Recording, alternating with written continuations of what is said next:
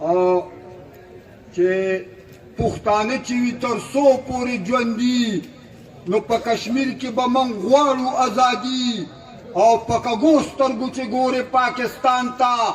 نو پیزوان به درکې واچو مودي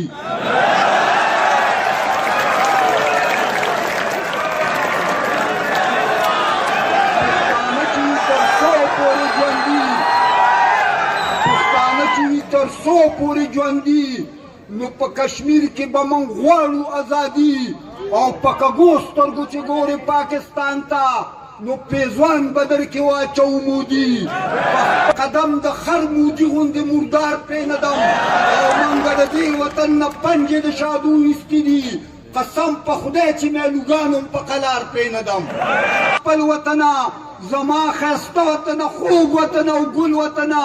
وطنه تا کې به د امن سپرلی کله راځي دغه به موږ راولو که به په خپله راځي زما د ملک دشمن زما وطن ته سله راځي یو حادثه لا ختمه نه چې پسې بله راځي یوه د دټ سلیکه مې زړه کې راوچته شوله د مسلمان وینه ارزانه او بې قیمته شوله په کراچۍ باندې خفه شم که کشمیر وجاړم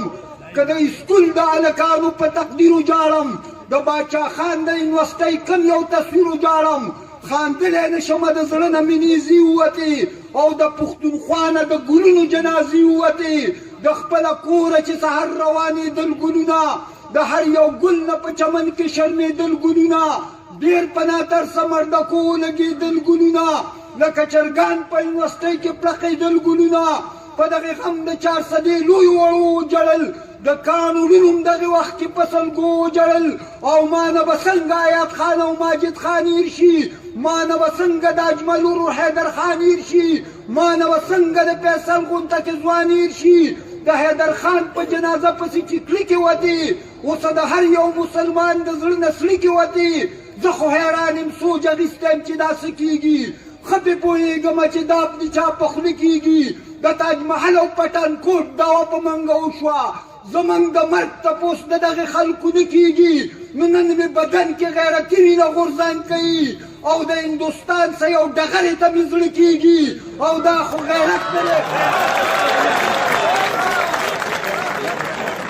نن مې بدن کې غیرتي وینه غورځان کوي د هندوستان څه یو ډغرې ته مې زړه کېږي او دا خو غیرت نه دی چې خپل تپوس ترې نه کوم په دغې غوري میزایلو باندې څه کوم د خدای دپاره د دې ملک څه غداري مه کوئ د هندوستان او امریکې تابعداري مه کوئ د راو موساد د ایجنټانو سیاري مه کوئ که دا کوئ نو بیا د دې قوم مشري مه کوئ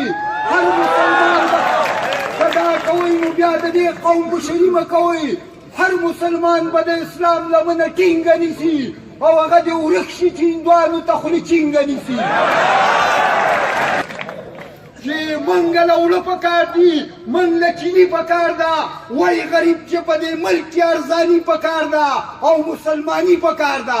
موږ د سړک وږي یو موږ د نالۍ وږي یو موږ له ګیس پکار دی موږ د بجلۍ وږي یو د اسلامي پاکستان د خوشحالۍ وږي یو د موجوده قانون د تبدیلۍ وږي یو موږ ته وینا پکار ده خو آسماني پکار ده په هر یو کار کې د الله مهرباني پکار ده او مسلمانی پکار ده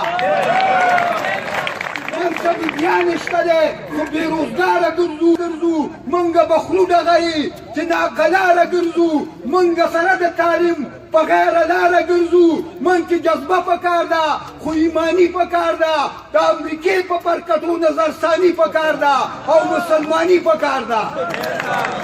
چې د جهاد پتا کې صلاحیت نشته د خپل اسلام سره د محبت نشته بیا خو په دې دنیا کې تا ته حاجت نشته ته یې بېکاره زلمې تا کې غیرت نشته د طاغوتي نظام څه دشمني پکار ده د اسلامي نظام دپاره قرباني پکار ده او مسلماني پکار ده او چې تا بچن نشي مړه خالد جوړ شه د مسلمان بچی نر مجاهد جوړ شه خلک که هر څه وایي خو ته عابد جوړ شه د اسلامي جماعت مشر قائد جوړ شه دغسې ژوند پکار دی داسې ځواني پکار ده د خپل ښایسته ښکلي کتاب ترجماني پکار ده او مسلماني پکار ده چې شازلمی ګانې اوري د خدای قرآن نه اوري شازلمی ګانې اوري د خدای قرآن نه اوري چې نصیحت وي پکې هغه بیان نه اوري غوږ کیږدي میکونه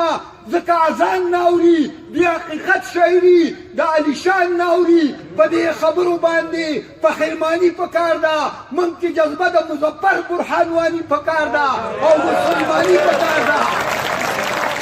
چې د اسلام د هر یو حکم حفاظتونه کې